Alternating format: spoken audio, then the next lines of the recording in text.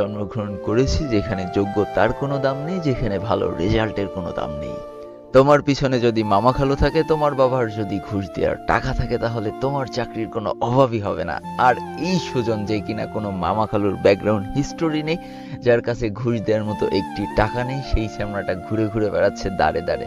পরিবারের বড় ছেলেকে লেখাপড়া শেষ করাতে বাবার অনেক কষ্ট হয়ে গিয়েছে, কিন্তু তারপরেও ভাগ্যের কি নির্মম পরিহাস, যেদিন সেই ছেলে পড়াশোনা শেষ করেছে, তার সেই যোগ্যতা দিয়ে বাবা মাকে একটুও হেল্প করতে পারছে না। এইভাবে চাকরির আশায় ঘুরতে ঘুরতে পার হয়ে গেল একটি বছর। ঘড়ির কাঁটায় চলে আসলো 2018 সাল। বৃদ্ধ বাবা আজও মনের বিরুদ্ধে যে সেই সিকিউরিটি গার্ডের চাকরি করেই যাচ্ছে, আর তাদের বড় সন্তান আজও এই দুয়ার থেকে ও দুয়ারে ঘুরে বেড়াচ্ছে শুধুমাত্র একটা চাকরির আশায়।